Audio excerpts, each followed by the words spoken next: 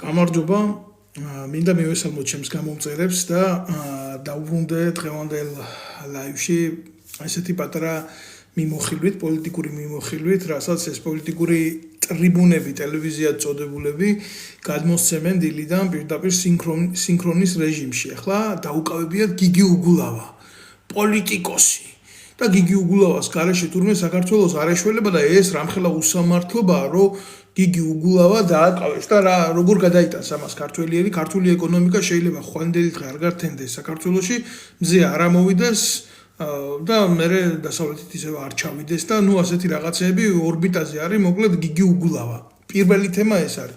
მეორე თემა არის ვიღაცა ხარება როგორ ურტყამს წიხლს მოგდაკავებულ მოქალაქეს და მესამე თემა არის რაღაცა რომელიღაცა თანამშრომელი როგორ აფასებს ამას, რომ ეს არის დამონტაჟებული.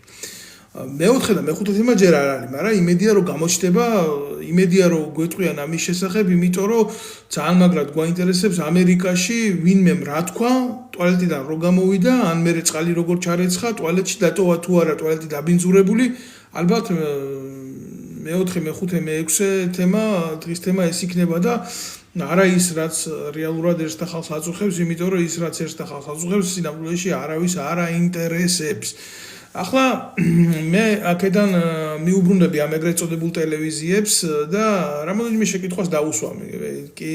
კი ამბობენ და კი უნდათ რომ ამ ყველაფერს თავი არიდონ და 1000 ნარატივი აქვს, მაგრამ ამას ხო ხალხი უყურებს და საზოგადოება უყურებს და აქცევს ამას ყურადღებას, რომ რეალურ პრობლემაზე არავინ არ კონცენტრირდება და საკითხს ისე არავინ არ სვამს, როგორც საჭიროა და სულ ყოველთვის რატომღაც ჩანს ის, რომ აგერ მხოლოდ ნიკამელია დააკავეს, აგერ მაგალითად გიგი უგულავა დააკავეს და მარტო ესენი არიან უმთავრესი სახეები დღევანდელი ტელევიზიის და ესენი არიან პირველ ხაზზე წამოწეულები და არა ის უბრალო ადამიანები, ვთქვათ, რომლებიც დაკავებულებიც არიან, აცემებიც არიან, პატრონიც არ ახავთ, არავინ ყურადღებას მაგათ არ აქცევთ და ელემენტარული რატომ მივიდნენ იმ აქციაზე, იმასაც რო არავინ არ ეკითხება, თქვენ, რომელ მოტივსაც და მიზეზსაც საერთოდ ნაცმოძრაობასთან და ამათ პოლიტიკურ ინტერესებთან შეხება არ აქვთ. ახლა გეკითხებით თქვენ ისა რურუატევეს ვეკითხები, რომლის ეგრეთ წოდებულ ჟურნალისტსაც მიკროფონი კალაშნიკოვში ეშლება, მაგრამ არ გვიკვირს ახლა რურუადან გამომდინარე ვეკითხები ისრაელში დეზერტირად მყოფი კეზერაშვილის ტელევიზიას და მის ეგრეთ წოდებულ საინფორმაციო პოლიტიკას ამ ვახოსანაიებს და ამ გამოსირებულებს. ეს ის უგულავა არ არის, რომელიც გასამართლებული იყო სახელმწიფო თანხების განსაკუთრებით დიდი ოდენობით მითვისების საკითხზე? არის თუ არა ის ბატონი გიგი უგულავა, რომელმაც თბილისის მერობის დროს როდესაც არჩევნები იყო და ნაცებს უნდა გაემარჯვოს და მიშა უნდა დარჩენილიყო ხელისუფლებაში, უკანასკნელ კაპიკამდე რომ გაძარცვა ქვეყნის ბიუჯეტი, იმიტომ რომ უგრევა რა ამ მომრჩევლებს იმის იმედით, რომ მერე ხმას მიცემდნენ მიშას და მიშა იქნებოდა ისევ და ეს იქნებოდა მარადმწვანე თბილისის მერი. ქოცებზე ცოტა მოგვიანებით ვილაპარაკებ, მაგრამ თქვენ ახლა ამ პროდუქტს არ გვტენით, ეს ის გიგი უგულავა არ არის, რომელიც სხვათაშორის არ უარყოფს მის ჩადენილ კრიმინალს. არ უარყოფს მის ჩადენილ კრიმინალს, ამბობს, რომ ეს დანაშაული მან გააკეთა და მე როგორ გამოვიდა ციხიდან. მაგი კი არა, ვიღაცას 200 და 300 ლარი რო აქვს მოპარული და იმაზე ყავს პროკურატურას დაჭერილი, დღემდე ზის ციხეში აგერ რამდენი წელიწადი. და რა უნდა თქვას იმ კაცმა ციხეში როზის უყურებს აგერ 50-60 მილიონი მოიპარა დედაატირებულმა უგულავამ გუშინ ციხეში ჩასვეს და დღეს უკვე გამოუშვეს. იმიტომ რომ სალომე ზურაბიშვილმა შეიწყალა. რატო? იმიტომ რომ ოპოზიციონერი იყო. ბრჭყალებში პოლიტიკოსი. და რა პრივილეგია აქვს კანონთან მიმართებაში ჩვეულებრივ მენაგვე მოიპარავს თანხას სახელმწიფოს და მიითვისებს, თუმცა მეეჭვება რომ მენაგვემეს ნაკლებად შეძლოს. ხელმწვდომა არ ექნება ამხელა. ავიღოთ სიტყვაზე სხვა, თუნდაც საკანცელარიო საქმით დაკავებული რომელიმე მაღალჩინოსანი. და თუნდაც ეს ნაბიჯვარი უგულავა, იმიტომ რომ პოლიტიკოსია. განსხვავება რაშია, ხო? მოიპარე თანხა ჩაჭექი. გამოიძიეს, აღიარე ბრალი, მაშინ მოიხადე შენი სასჯელი, რაც არის იქ. საკმაოდ სოლიდური წლებია ამ დანაშაულზე და საზოგადოებისთვის საშიში ხარ, იმიტომ რომ საზოგადოება რასაც აგროვებს ამ თანხებს, აგროვებს იმის გულისთვის, რომ კეთილდღეობა გქონდეს და შენ რომ ამას შენ პოლიტიკურ ინტერესში იყენებ, რომ ძალაუფლება შეინარჩუნო, საზოგადოების ძალას რო იპარავ. ორმაგაც საშიში და დამნაშავე ხარ. მან გამოსულმა აგერ ციხიდან რა ბოდიში მოიხადა, პატიება ითხოვა, თუ რა გააკეთა. შეწყალება ითხოვა, არ უთხოვია ზურაბიშვილთან შეწყალება, მაგრამ ზურაბიშვილმა ისე შეიწყალა. აი ესეთი ანომალიები გვაქვს ჩვენ, ქურდი და მამაძაღლი დღეს თავს პოლიტიკოსად გვაჩვენებს და სახელმწიფო სათავეში მოსვლა უნდა, იმიტომ რომ კიდე უფრო მაგრად დაანგრიოს, უფრო მაგრად მოიპაროს, უფრო მაგრად გაძარცვოს ქვეყანა. ეს არის სიმართლე და ხელებს იქნებს იქ პრიმატივით.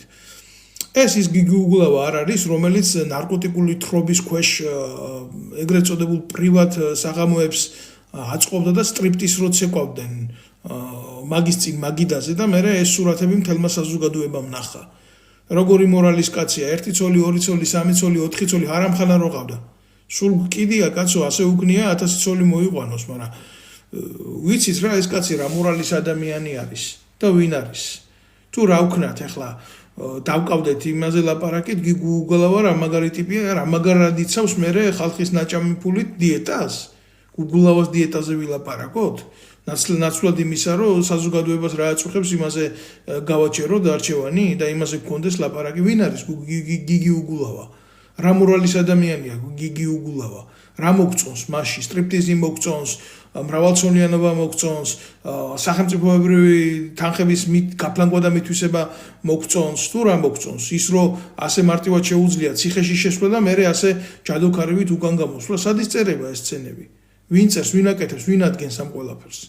ან რა მოგწონს გიგი უგულავას მიერ ჩადენილი, როგორც იქცეოდა ნაციონალური მოძრაობის დროს, რომ ეგრეთ წოდებული არაფორმალი იყო, ხელისუფლების ჰერმესი ბიჭუნა, რომელსაც შეეძლო საპატრიარქოში შესულიყო ხელები ერტყა, დირექტივები მიეცა, რომელსაც შეეძლო პატრიარქის ეპისტოლე შეეცვალა საშობაო, რა არ აკეთებდა უგულავა ამას? დაისაჯა უგულავა ამისთვის? კარგი კანონი დარდაჭირა, მორალური კუთხით დაისაჯა? სად არის საპატრიარქო, რატო არ იღებს ამ ყველაფერზე ხმას? ყოფილი ის არის, რა ქვია, თურმე მორჩილი, გიგი უგულავა არის მორჩილი. ისეთი მორჩილები არიან, როგორიც ეს შიო, როგორიც ეს ჯაღმაიძე არის და კიდე ბევრი ამნაირი ნაძილები. უამრავი საპატრიარქო რო გააკეთეს იქ ჩვეულებრივ ფულის საჭრელ მანქანად და ღმერთის გარდა ყველაფერს ნახავ დღეს. მაგათ მიერ შექმნის, აი ესეთი უღმერთოებით არის სავსე. და ესეთი ადამიანები გამოვლიან მერე და სხვის უღმართოებაზე ილაპარაკებენ. რატო უნდა მივიღოთ ჩვენ უგულავა, გინდა სასულიერო პირი არ არის უგულავა. ერის კაცი თლად ბოლომდე ვერ არის. პატიმარის სტატუსის ქვეშ მყოფი ვერ არის. შეუმდგარი ჩეგევარა არის, რაც გამოვიდა ციხიდან, ზის ამ ტელევიზიებში იქნება ხელს და ნუ ჩვეულებრივ შეხედეთ როგორია იმბეცილი, იდიოტი ადამიანს, რომელსაც ლოგიკა არ გააჩნია რა.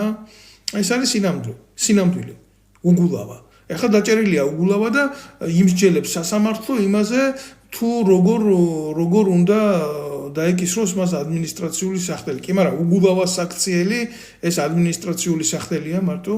მაგაზე კიდე ცოტა კვევით ვილაპარაკებ, მაგრამ 2008 წლის ომის დროს სამხედროები რო გაყარა გვერდზე და თვითონ ხელმძღვანელობდა აი ამ პროცესებს, ომს რო ხელმძღვანელობდა მაგი და კრიმინალი კეზერაშვილი. ის კიდე თავდაცვის მინისტრი იყო, თუმცა ომს არ ხელმძღვანელობს თავდაცვის მინისტრი, ცნობისთვის. ომს ხელმძღვანელობს გენერალური შტაბი. არც გენერალური შტაბი, არც არავინ პროფესიონალი, მხოლოდ უგულავა იყო იქ მთავარსარდალი და უგულავა აგინებდა ჯარს, რომ უკან კი არ უნდა დაეხიათ, პირდაპირ უნდა შევარდნილიყვნენ რუსების საცეცხლე წერტილების ქვეშ. იმიტომ რომ მეტი მსხვერპლი იყო მაშინ საჭირო. იმიტომ რომ მეტი სიკვდილი უნდა ყოფილიყო. იმიტომ რომ მეტი უბედურება უნდა მიეღო ქართველებს, რომ ამ გენს მერე უფრო მაგრად ეტირათ და მოეთხოვათ დახმარებები და შეეჭამათ. რაც გააკეთეს იმ ტოლვილებთან მიმართებაში, თუნდაც გიტოს ჩასახლებები რო გააკეთეს. აი სად იყო უგულავა.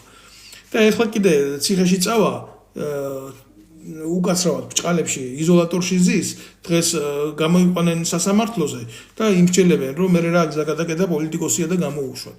და წინამდებარე მისი ცოდვები რომ ასამართლებია, რომ ამხელა პრობლემები აქვს ნაკეთები ქვეყნისთვის და საზოგადოებისთვის, ის არაფერი. ეს ნარკომანი, არამორალური, ყველანაირად შეუმდგარი idioти, რაც ჭირდება დაზვერვის სამსახურს, რომ დაანგრევიოს ქვეყანაში წესრიგი, აი ეს არის გიგუგულავა. და ამ ნიკამელიაზე საერთოდ არაფერს არ ვილაპარაკებ. მაგაზე საერთოდ ჩამოსაყალიბებლები არიან, ერთმანეთის ვერ გაუყვიათ და ვერ გაურკვევიათ. ჯერ არის და კეზერაშვილს ვერ იტანენ, ერთმანეთში აქვს პრობლემი, ხოცავენ ერთმანეთს. აი რატომაც დაკარგეს ხელისუფლება, ხო არ დაგავიწყოთ. ეს არის ურთიერთბრძოლები. ურთიერთბრძოლები ამათ რომ ღმერთმა უკნას ერთმანეთში პირი ქონოდათ, ამათ ვინ მოუგებდა თუნდაც ომს 2012-ში. ეს იყო ომი, ხო? განა ივანიშვილსა და საზოგადოებას ნაცებს შორის იყო ომი, საზოგადოებასა და ნაცებს შორის იყო და ივანიშვილი იყო რაღაცა ხალხის არიერგარდში უკან დამჯდარი და მას სწავლის როგორი იყო 2012 წელი, პირადად ამაში ყველაფერში მონაწილეობა მიღებული. რას აკეთებდა მაშინდელი პოლიცია, რას აკეთებდა მაშინდელი ადმინისტრაციული რესურსი და რას აკეთებდა თითეული მათგანი მთელი ქვეყანა გაბოზებული რო ყავდათ. ეს არის სიმართლე.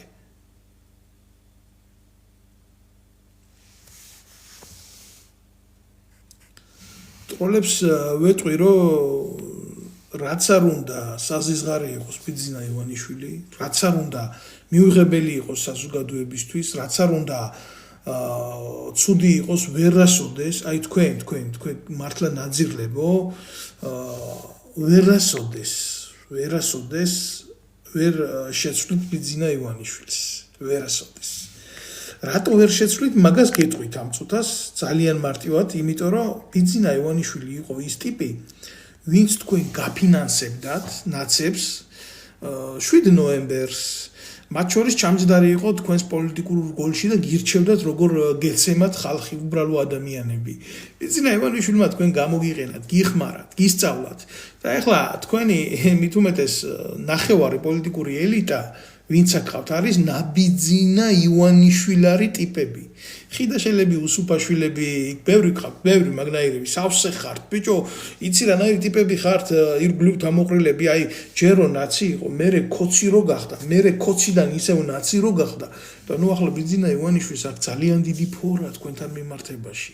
თქვენ 1000 წელი მაგნაირი დესტრუქციებით, მაგნაირი აქციებით თუ რაღაცა არ მოხდა ზევიდან და გეოპოლიტიკური რუკიდან საბოლოოდ არ წაშალეს ქართული ოცნება და აი ამათი კოლაბორაციონისტული სისტემა მართლა სიმახინჯეს აზარლობა და არ ჩარეცხეს, ხო, მანამდე ბიძინა ივანიშვილს თქვენ ვერასოდეს ვერ ჩარეცხავთ. კარგად იცის ამან თქვენი ხასიათი, წლებია ეს თქვენ გსწავლობთ და წლებია ეს თქვენ გხმარობთ. ეს არ არის მარტო რაღაცა კონკრეტული მომენტი, რომ აი აქედან იქამდე გხმარობთ, არა. რამდენი წელიწადია ბიძინა ივანიშვილი თქვენ გხმარობთ, ხელისუფლებაშიც რო იჯიქით, მაშინაც გხმარობდათ. თქვენ გეგონათ, რომ თქვენ ხმარობდით ამას, მაგრამ სინამდვილეში როდესაც თქვენ მაგას დაუპირეთ ხმარება, ხო? მაშინ გაგიკეთათ ეგრეთ წოდებული გადატრიალება და ხალხი გამოიყენა და ხალხთან ერთად თქვენს გიხმარათ თქვენ დედამოწმუნეებო. ეს არის სინამდვილე. ახლა ვიცი რომ არ მოგწონთ, ვიცი რომ სიმართლეა და მწარეა, მაგრამ ესე არის. და თუ მაგალითად გეოპოლიტიკური რუკიდან მოხდება საერთოდ ბიძინა ივანიშვილის წაშლა, თქვენ რა გიხარიათ არ ვიცი, თქვენც ჩაგრეცხავენ. აი როგორ მოხდება, იცი, როგორც შევარდნაძე ჩაირეცხა ასლან აბაშიძესთან ერთად, აი ზუსტად ისე ჩაირეცხებით. იმიტომ რომ ინსტიტუტები სწავლობენ საქართველოში, უცხო ქვეყნის ინსტიტუტები სწავლობენ ჩვენს ქვეყანაში არსებულ გეოპოლიტიკურ ყოფას. თავისი მედიით, ეგრეთ წოდებული მედიით, თავისი პრესით, თავისი ყველაფრით ეს ცნობები მიდის იქ, მუშავდება, როგორც აი თორიების კასრში ვირთხები ვართ მოქცეული, აი ესე ვართ ზუსტად. თქვენ კი იცნობთ ამ ბატონებს სახეებზე, მაგრამ ეს ბედი თქვენს გარეშე წდება იქ. და როდესაც ეს მომენტი დადგება და ნამდვილად დადგება რა, ნამდვილად დადგება ეს მომენტი, თქვენ აღმოჩნდება, რომ საერთოდ პოლიტიკას ვეღარ მიეკარებით. კომენტარებზე გვიპასუხეო. შენ რო იყო ბიძინას ადგილზეო რას იზამთრე, შენი ჭირიმე მე ვერ ვიქნები ბიძინას ადგილზე. წარმოუდგენელია რა. მე საერთოდ ჩემი ბუნებიდან გამომდინარე საერთოდ არ მსურს არანაირ ძალაუფლებაში და ხელისუფლებაში ყოფნა. ამიტომ რეალურად ასე არის. ბიძინა ივანიშვილის ადგილზე მე რო ვიყო ძალაუფლება მე რომ მქონდეს, გაინტერესებს მე რას ვიზამდი? მე რას ვიზამდი და 800 ბავშვი რო კვდება საქართველოში, 800 ბავშვი წელიწადში, ხო? ბიძინა ივანიშვილის მაგივრად იმ ოქროს, რომელიც საქართველოსდან გადის, ესა 7 ტონა ოქრო წელიწადში, ავდგებოდი და იმ მცირეწლოვანი ბავშვების კვებაში დავაბანდებდი. და ყველა ეგრეთ წოდებულ წიაღისეულს ქართველ ერს გადავცემდი და ნაციონალიზაციას მოვახდენდი მისას. ბიძინა ივანიშვილი რო ვიყო ქურდობას არ გავაკეთებდი გაძარცვული ერიდან, რომელიც 5 მილიონიდან 3 მილიონ 700,000 დარჩა. მაგრამ ეს რო გავაკეთო, მე ბიძინა ივანიშვილი აღარ ვიქნები.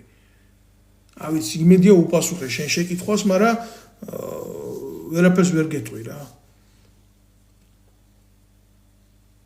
აი ვინ შეიძლება რომ მოვიდეს ხელისუფლებაში, რომ არავინ არ აგინოს და სუფთა ხელებით კონდეს არის ასეთიო. მე ვფიქრობ ჭირიმე ჩემო ანონიმი კი ხარ, მაგრამ რადგან ახლა შენი შეკითხვაა უპასუხებ ამას. ხო, რადგან მთხოვე რომ უპასუხებ.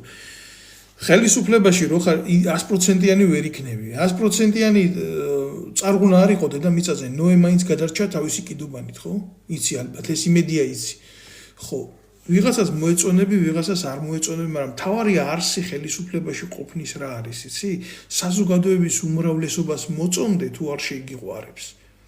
ხელისუფლებაში ყოფნა სიყვარულით, ინტიმური გრძნობებით და ასეთი რაღაცებით არ გამოიხატება. საზოგადოება მინიმუმ რაღაცა უმრავლესობაზე მეტი უნდა გენდობოდეს ცოტათი. რომ შენ უნდა ეკითხებოდეს, შენ უნდა მისი რიტმი გესმოდეს საზოგადოების. არც წინა ხელისუფლების დროს და არც ახლა, მით უმეტეს ხალხთან არაფერი კავშირი არ ხდება. მხოლოდ ეს კავშირი არის სიმპლექსური და არა დუპლექსური კავშირი. არის ასეთი კავშირგაბმულობაში, ესეთი კავშირის, ვინც ახლა ფიზიკოსია და ვისაც თუნდაც კავშირგაბმულობასთან ქონია ჯარში შეხება, ის გაიგებს ამ კავშირის არსს. სიმპლექსური კავშირი ნიშნავს იმას, როდესაც მხოლოდ შენ გადასცემ და ის გისმენს, მაგრამ ვერ პასუხობს შენი გადაცემის დროს.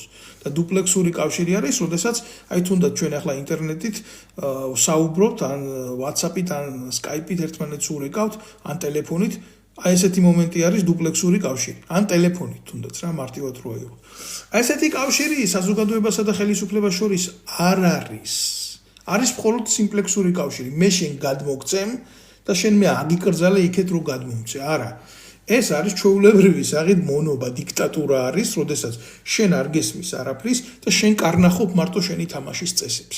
ეს არ არის დემოკრატია, ეს ფორმა დემოკრატიის მართლობის, რასაც ხალხის ძალა ჰქვია დემოკრატიას, ესეთი კლასიკური გაგებით ეს მართლობა, ის მართლობა არ არის.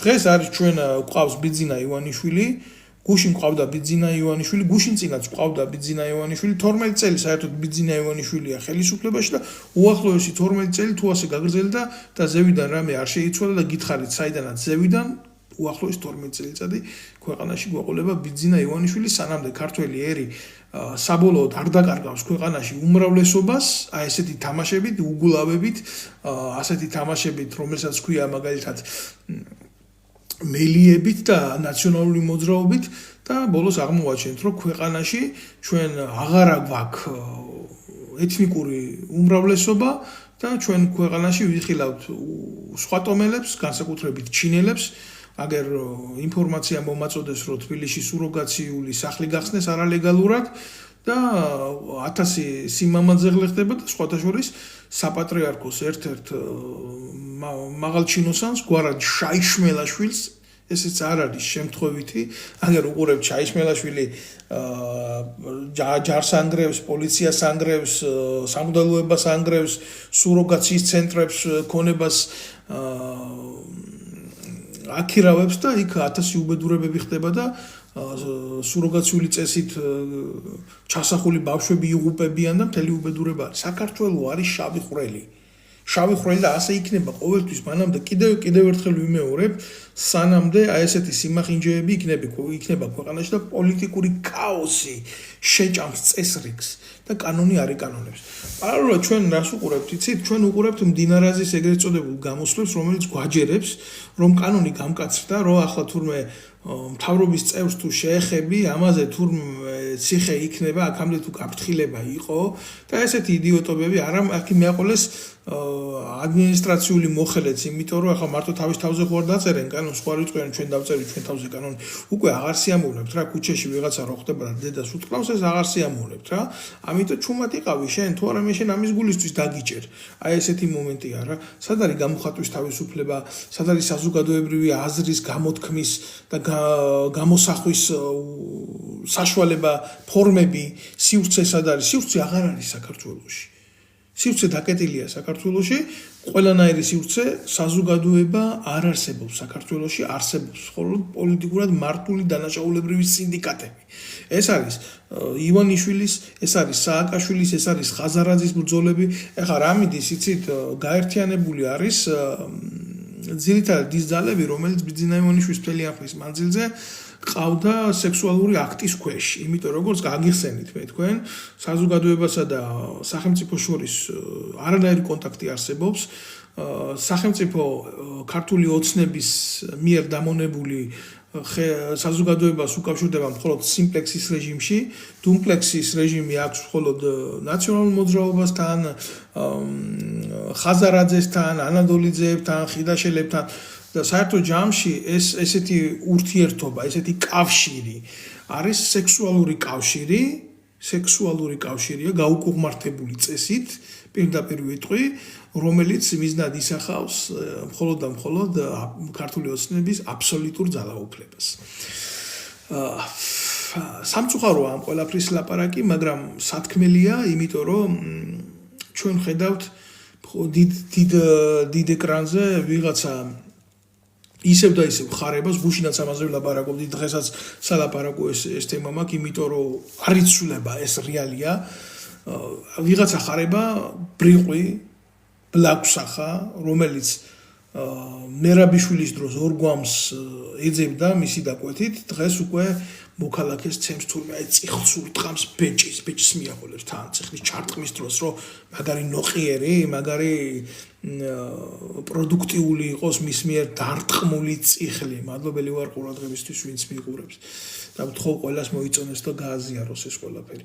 და რატომ უნდა გვიკვირდეს ჩვენ დღეს ვიღაცა ხარებას მიერ დარტყმული წიხლი, როდესაც ეს ნაბიჯვარი ეგრეთ წოდებული ხარება ანალოგიურ საქმიანობას აკეთებდა მერაბიშვილის დროს, მაგრამ იცით ახლა რა ხდება, მერაბიშვილი გამოდის და მერაბიშვილი ლაპარაკობს, რომ ხარება მოძალადია.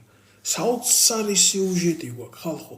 გუშინ თუ მერაბიშვილი ეუბნებოდა წადი მოკალი ორი გვამი მომიტანე, დღეს მერაბიშვილი ამბობს, რომ ხარება მოძალადია, გესმით? რატო? იმიტომ რომ საზოგადოებამ ჩვენმა მერაბიშვილზე უკეთესი ვერ ნახა, იმ ხარებაზე უკეთესი ვერ ნახა. ახლა თქვენ რა გონიათ? ძალოვანი უწყების სახე საქართველოში, რა ქართველი კაცის სახე ტიპიური, ან მერაბიშვილია, ან ეს ნაბიჯვარი ხარება არის. რატო გვიკვირს ჩვენ ესეთი საქციელები? რატო თამაშდება ხელისუფლება სულ ერთსა და იმავე წერტილში? რატო არის ხელისუფლების ძალა მხოლოდ ვიღაცა ხარება, ვიღაცა ნიკამელია, ვიღაცა მერაბიშვილი, ვიღაცა ივანიშვილი, ვიღაცა არ მოიძებნება უკეთესი შემსრულებლები ქართველი ერის მოსატყუებლად. და სულ უნდა დავრჩეთ ჩვენ ამ წიაღში, რასაც ქვია სიცრუე, რასაც ქვია სიყალბე, რასაც ქვია სისაძაგლი ამათი. და უნდა ვიყოთ მიჯაჭვულები სულ აი ამ სცენარზე, რასაც ქვია ამათი მიერ დადგმული სცენები. აბა მოაბრუნეთ კამერა ირგვლივ. აი ამათი დადგმული სცენები არის 3,700,000 კაცში სულ რაღაც 100 მაქსიმუმ 200 კაციანი სცენები. დანარჩენიერი რითი ცხოვრობს. გამოაკლია იქ რაღაცა 1000 კაცი ხელისუფლების გამაძღარი ღორიშვილები, მათი ოჯახებით და ასეთი. კარგი, 3,700,000 კაცის მხოლოდ 2% არის ეგრეთ წოდებული ხელისუფლება და ოპოზიცია. დანარჩენი ხო არის უბრალო საზოგადოება, მუშა-მასა და ასე შემდეგ, ხო? სად არის ეს მასა, სად არის ეს საზოგადოება? სად არის ეს ხალხი? მონობაში არის, გადაქცეულია, ან არის თავიდან ბოლომდე ჩარგული თავის საქმეში, თუ უნდა რომ ორი კაპიკი სახში იშოვოს და მიიტანოს. და იმასაც ფასი აქვს დაკარგული, იმიტომ თქვენ საბაზრო ღირებულება რო ნახოთ, დღევანდელი ყიდვით უნარიანობასთან მიმართებაში არის 0 საერთოდ. და ქვეყანა ცხოვრობს უცხოეთიდან გადმორიცხული თანხებით, თუ ისინიც გაჩერდა, თქვენ მერე ნახეთ ინფლაცია. რითი შეინახავენ ამ ფულს, ცდილობენ რომ აგერ ისეთ ქვეყნებში, რომლებიც ნაკლებად არის კონტროლირებადი დემოკრატიული სამყაროს მიერ, იქედან მოიზიდონ ფული. ლიჟბი ხვალინდელი დღე გაიხანგრძლივ. ქართულ ოცნებაში მყოფ ნაწილებს და ნაციონალურ მოძრაობას დამიჯერეთ. მხოლოდ აქვთ შიშის და ზიზღის გრძნობა. ესენი ძალიან მძიმე შეგრძნებებია. როცა გეშინია და როცა გეზიზღება. და როცა გეშინია და როცა გეზიზღება, ეს ემოციები არ არის ეს დადებითი ემოციები, ესენი არ მოიტანს არაფერ კარგს. სიყვარულის ნდობის განცდა ამ ხალხს არ გააჩნიათ. და რას დაბადებს ეს ორი გრძნობა დადებითი ემოციების გარეშე გარდა ბოროტის, რა სინდისი, რა ჰიბრიდიზმი იქნება. ქართული ოცნება დღეს იცავს ხელისუფლებას, იმიტომ კი არა რომ მას დაკარგვა არ უნდა ხელისუფლების. იმიტომ იცავს ხელისუფლებას, რომ იმის იქეთ იქნება სამუდამო გასამართლება მათი. თუ ნაციონალური მოძრაობა მის ლოგიკაში ასე იხარშება, ეს დაბრუნდება ხელისუფლებაში. ხალხი არ აინტერესებთ. ისინი დაექვემდებარებიან ტოტალურ უტილიზაციას. და ამის მაგალითი აქვს შევარდნაძის, ასლან აბაშიძის ხელისუფლება. თქვენ რა გგონიათ, ვინ არის ქართული ოცნება? ქართული ოცნება არის პუტჩისტების შვილების ანასხლეტები, გადმოუბირებული ნაციონალური მოძრაობის ბალასტი და რა თქმა უნდა, უცხოეთიდან მართული სადაზვერვო ჯგუფი, რომელსაც აქვს ყარი მასალა ანალიტიკური იმისა, თუ რატო არ უნდა დათმოს ხელისუფლება. და რა თქმა უნდა, ამ ინსტრუქციების მიღმა არსებობს კონკრეტული ადამიანები, როგორც არის ბიძინა ივანიშვილი, მისი ოჯახი, მისი უახლოესი გარემოცვა, მისი ბიზნესები, მისი უძრავი ქონება საქართველოში. დასაკარგი არის აქეთ მხარეს. დასაცავით სისხლის მიერად არის. ეს არის სერიოზული ბასტიონი, აგებული ანტისახელმწიფოებრივ ორგანიზმზე. და იქეთ არის ნაციონალური მოძრაობა, რომელმაც 9 წელიწადი ძარცვა აწამა ქვეყანა მერკანტილურ ინტერესებში და ნარკოტიკში გააზავა ეს ყველაფერი და იმედი ქონდა, რომ დემოკრატიის გათამაშებით ამ ფანს შემოუბრუნდებოდა და დაუშვა ხელისუფლებაში ბიძინა ივანიშვილის მოსვლა. დაუშვა. ხალხი აქ არაფერ შუაში არა, ქვეყანა აქ არაფერ შუაში არა, თამაში ძალით. ხო, და როცა დაუშვა და როცა წავიდა, რომ მოვიდა, დახვდა ბასტიონი იქ აგებული. და ვერც წარმოიდგენდა ნაცები და მისი ოვერლოგი როგორი ღალატი გაუკეთეს იმ უახლოესმა გარემოცვამ, ვისი იმედიც ქონდა და ვისიც უნდა დაბრუნებულიყო ხელისუფლებაში. დღეს ნაცების ეგრეთ წოდებული ძალა გაქცეულია უკრაინაში და იმალება იქ. და ელოდება მომენტს, თუ აბა იქნებ ზევიდან რაღაცა მოხდეს, მაშინ ჩვენ კი ჩამოვალთ, მაგრამ ისე როგორ ჩამოვალთ? არ უნდა ციხეში ჯდომა, ეშინიათ. ვინც იპარა, თქვენ გონიათ, ვინ იპარა? ვინ იპარა, გეკითხებით. ნაციონალური მოძრაობის დროს ცენტრალური ბიუჯეტი იყო შავი და ოფიციალური რა. ამ შავ ბიუჯეტს იყოფდა სულ 15-20 ადამიანი, მეტი კი ვერ. ეს თანხები გამოტანილია აგერ ევროპაში, ნაყიდია უძრავი ქონება, მათ შორის არის თანხა, რომელიც დამარხული არის, ოქროს სახით დამარხულია მიწაში, არის სხვადასხვა უცხოური ვალუტის სახით დამარხული მიწაში. ამ თანხას ისინი ელოდებიან ყველაზე შავი შემთხვევისთვის, ეს გათვლა ქონდათ. ინსტინქტურ დონეზე ქონდათ, იარაღთან ერთად, რა თქმა უნდა. რაც ნახეს ის, რაც წარუდგინეს საზოგადოებას, ეს არის ზღვაში წვეთი, ეს არის თამაში, ეს არაფერი არ არის. მაგრამ როვინცობა რაღაცა იყოს, აი ის თანხები საქართველოში არის, რომ არეულობისთვის იყოს საკმარისი. პირველი არეულობისთვის, პირველი ტყვიისთვის და მე ალბათ ვარაუდებენ იმას, რომ უკრაინიდან გზები არის და აქაც იქნება არეულობა და რაღაცას ვიზამთ. ეს ერთადერთი იმედი დარჩა დღეს. სხვა იმედი ამად აღარ დარჩათ, მაგრამ ერთი რაღაცა ავიწყდებათ რა იმ უკრაინაშიც კოცების ბოზები უკვე ზიან. და მიდის ბრძოლა ინფორმაციებით და ინფორმაციის გადაწოდება გადმოწოდებით, იმიტომ თუ დღეს რამეში ფული იხარჯება, აი ამათ ურთიერთ ბრძოლებს გულისხმობ, ეს არის მხოლოდ და მხოლოდ ინფორმაციით ვაჭრობა და ინფორმაციული ტრაფიკები.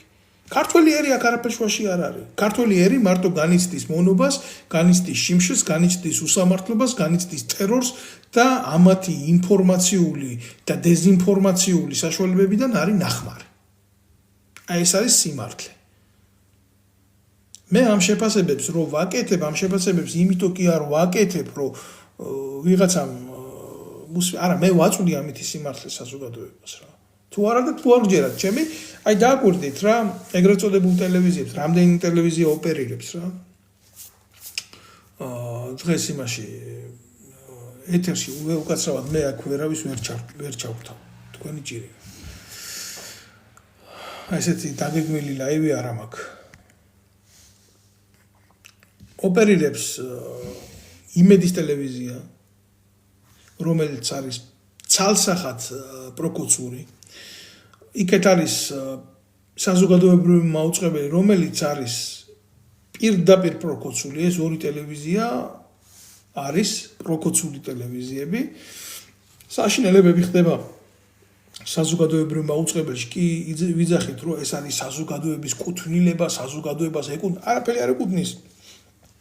იქ ზის ვასილ მაღლაფერიძე, რომელიც არის სოზარ სუბარის საყვარელი, მინდა იცოდეთ ასევე ამის შესახებ.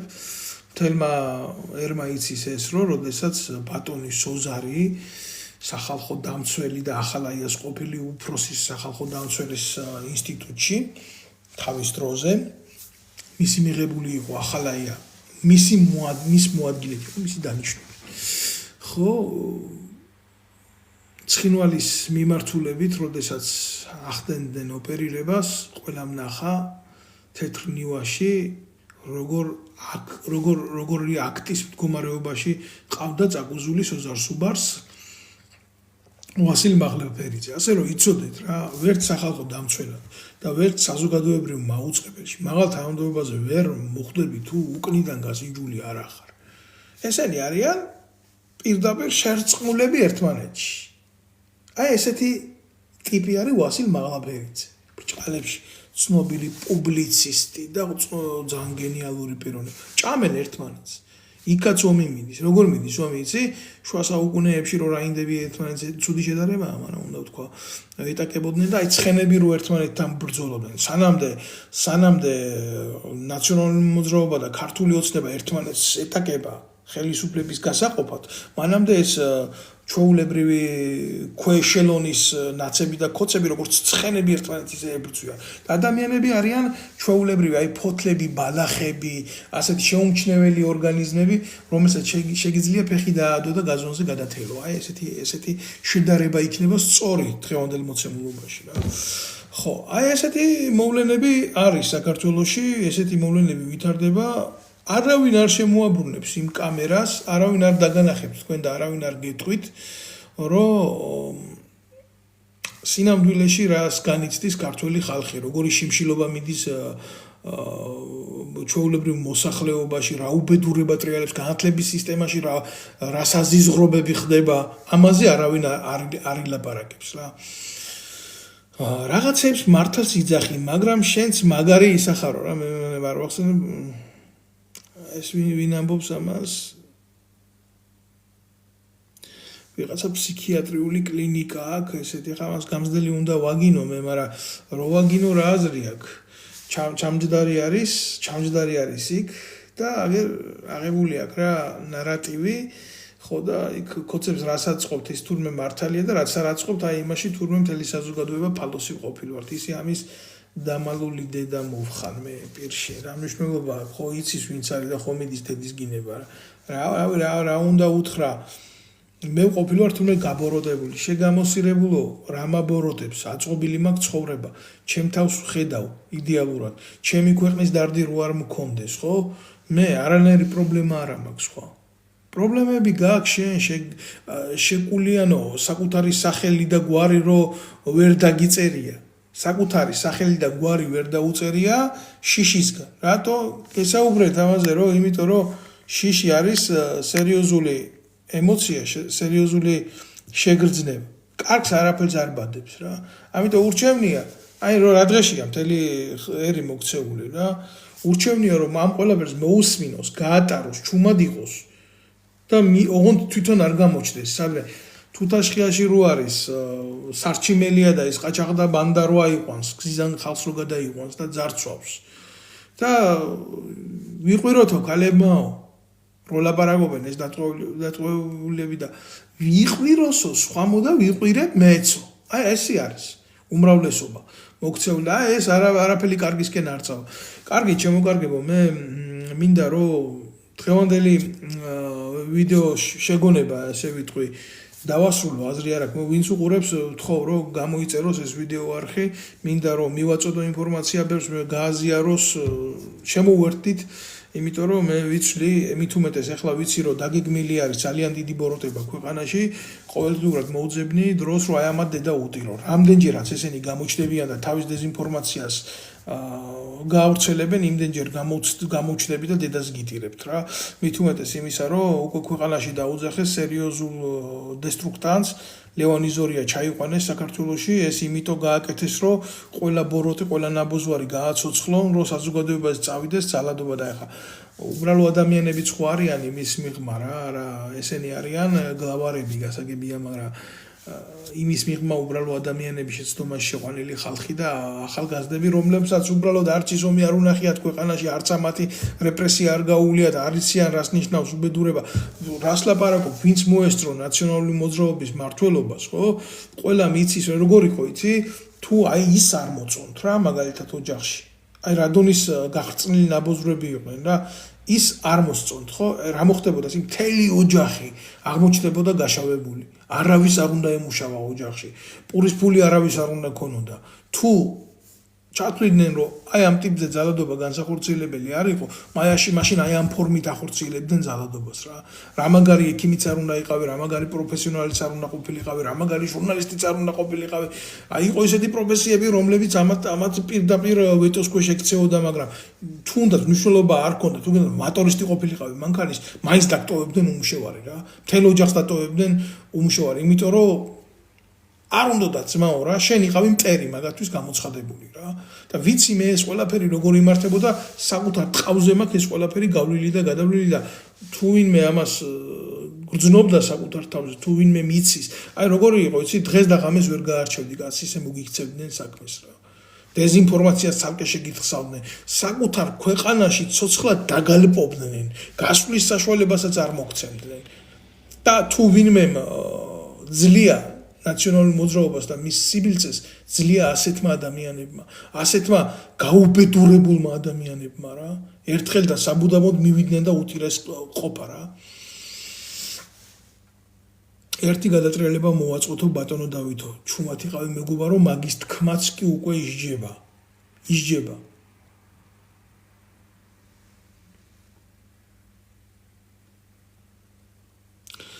კარგი, ჩემოკარგებო, დავასრულოთ დღევანდელი ვიდეო გამოსვლა და კიდევ ერთხელ გთხოვთ, რომ გამოიწეროთ, მოიწონოთ ეს არხი, ვინც უყურებთ და გააზიაროთ რა და დაუბრუნდები მაგ რაღაცა თემები, მნიშვნელოვანი საკითხები და ვაპირებ, რომ ეს ყველაფერი გავაჟღერო და როდესაც იქნება ამისთვის საჭირო დრო და საჭირო მომენტი, უახლოეს მომავალში ამას გავაკეთებ აუცილებლად. მადლობა, დიდი მადლობა ყველას, ვინც მაფასებთ, ვინც უყურებს ჩემი ვიდეოებს. მე ვიცი, რომ ერთი რაღაცის იმედი ნამდვილად მაქვს რა. აქედან გამოსული თითო სიტყვა არ იკარგება. თქვენი ემოციები არ იკარგება და თქვენს მიერ გამოხატული მხარდაჭერა პირდაპირ ისრად ესობად გულში ამ პროპაგანდონებს. პირდაპირ ისრად მიდით გულში ამ პროპაგანდონებს. აი ამისი მჯერა, იმიტომ რომ მაგ ინფორმაციაში შედაწრეებიდან რაც ხდება და როგორ განიცდიან ამ ყველაფერს და მე აი თქვენ გაგახსენებთ ამას, რომ ჩვენ სამოქალაქო ურთიერთობას აი ამ ფორმით აუცილებლად ექნება დადებითი შედეგი. ეს მოიტანს შედეგს. არ არსებობს წყალი, წყლის წვეთი, ქვას ხრიტავს და მართალი სიტყვა საუკუნეებს წვდება. ვინმეს დაამარცხებს კი არა. მე მჯერა ამის. ოღონდ რომანტიულად არ გეუბნებით ამას, ან გარაგმულად, ან გადატანითი მნიშვნელობით. მე მართლა მჯერა ამისი, რომ თავისუფალ და ძლიერ სიტყვას ნებისმიერი ჩაქოლილი და დარქული სივრცის გახსნა შეუძლია რა. ინაცვალე, კარგად იხავით, დროებით.